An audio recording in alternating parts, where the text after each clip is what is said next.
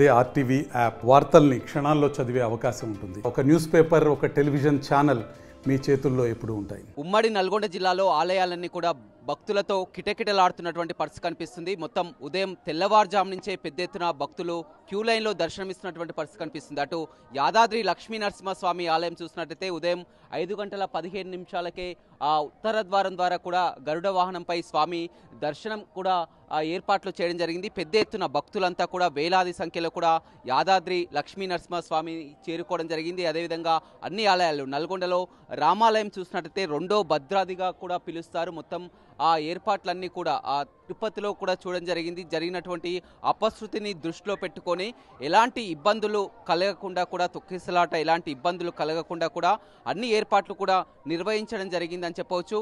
ఆ ఉత్తర ద్వారం ద్వారా కూడా ఆ భక్తులంతా కూడా వచ్చి దర్శనం చేసుకుంటున్నటువంటి పరిస్థితి అయితే కనిపిస్తుంది. జిల్లాలోని ఆలయాలన్నీ కూడా ఇదే విధమైనటువంటి పరిస్థితి అయితే ఉందని చెప్పవచ్చు. తెల్లవారుజాము నుంచే పెద్ద ఎత్తున భక్తులు చూడొచ్చు మనం పెద్ద ఎత్తున క్యూ లైన్లు దర్శనమిస్తున్నటువంటి పరిస్థితి అయితే కనిపిస్తుందని చెప్పవచ్చు. మొత్తం ఒక కొత్త శోభనైతే సంతరించుకుందని చెప్పవచ్చు. డెకరేషన్ మండపాలని కూడా మొత్తం పూలతో కూడా ఏర్పాట్లు చేయడం జరిగింది. మొత్తం ఉత్తర ద్వారా దర్శనం ద్వారా భక్తులంతా కూడా క్యూ లైన్లో వచ్చి దర్శనం చేసుకుంటున్నారు. చాలా విశిష్టతని కూడా చెప్పవచ్చు. మొత్తం చూడొచ్చు పెద్ద ఎత్తున భక్తులు అయితే వస్తున్నారు.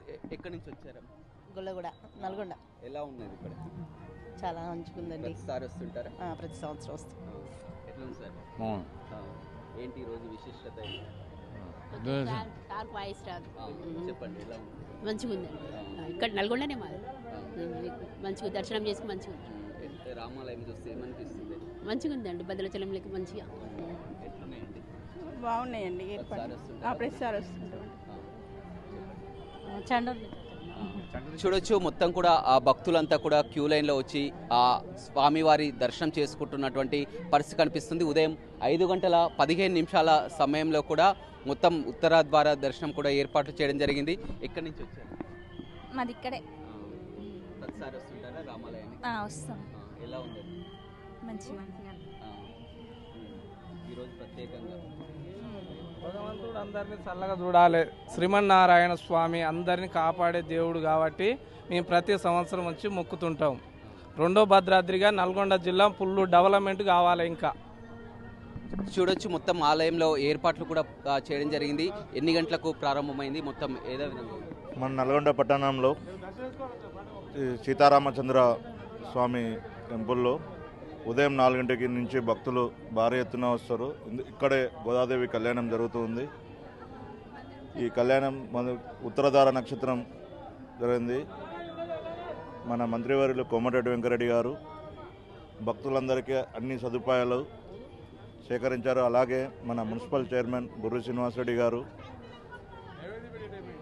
ఈ టెంపుల్కు ఉన్న చైర్మన్ గారు ఈరోజు ప్రత్యేకంగా అన్నదాన కార్యక్రమాలు కానీ అన్ని ప్రసాదాలు కానీ అన్నదానాలు కానీ అన్నీ మంచిగా జరిగినాయి. వచ్చే భక్తులు కూడా చాలా సంతోషంగా ఉన్నారు. అంత క్యూ పద్ధతిలో అందరూ వచ్చి స్వామివారిని దర్శనం చేసుకుంటున్నారు.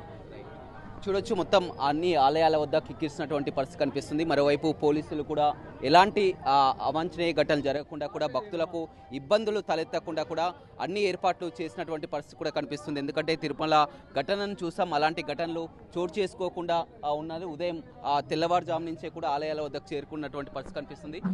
ఎలాంటి ఏర్పాట్లు చేస్తారు? ఎలా ఉంది?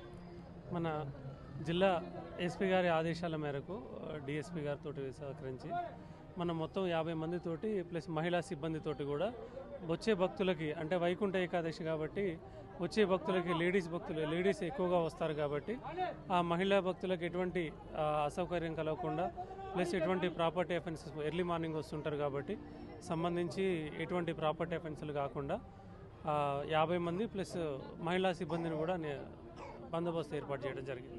రైట్, చూడొచ్చు గతంలో కాకుండా ఈసారి ఎక్కువగా కూడా మొత్తం ఎలాంటి అవాంఛనీయ జరగకుండా కూడా క్రమ పద్ధతిలో పెద్ద ఎత్తున క్యూ లైన్ ఏర్పాటు చేసి కూడా భక్తులకు ఎలాంటి అసౌకర్యం కలగకుండా కూడా అన్ని కూడా దర్శనం చేసుకునేందుకు వీలుగా కూడా అన్ని ఏర్పాట్లు కూడా పూర్తి చేయడం జరిగింది. పెద్ద సంఖ్యలో మహిళలు కనిపిస్తున్నటువంటి పరిస్థితి కనిపిస్తుంది. అది యాదాద్రి లక్ష్మీ నరసింహ స్వామి ఆలయం, ఇటు నల్గొండ రామాలయం, అన్ని ఆలయాల్లో కూడా ఒక కొత్త శోభనైతే సంతరించుకుందని చెప్పవచ్చు. మొత్తం కూడా ఒక భక్తి శ్రద్ధల నడుమ కూడా మొత్తం వైకుంఠ ఏకాదశిని పురస్కరించి అలంకరించుకొని కూడా ఉత్తర ద్వారం ద్వారా స్వామివారిని దర్శించుకున్నటువంటి పరిస్థితి అయితే కనపడుతుంది. Over to studio. మరిన్ని వీడియోస్ కోసం ఛానల్ ని సబ్స్క్రైబ్ చేయండి. లేటెస్ట్ అప్డేట్స్ కోసం వాట్సాప్ ఛానల్ ని ఫాలో అవ్వండి. ఆ లింక్ డిస్క్రిప్షన్ లో ఉంది.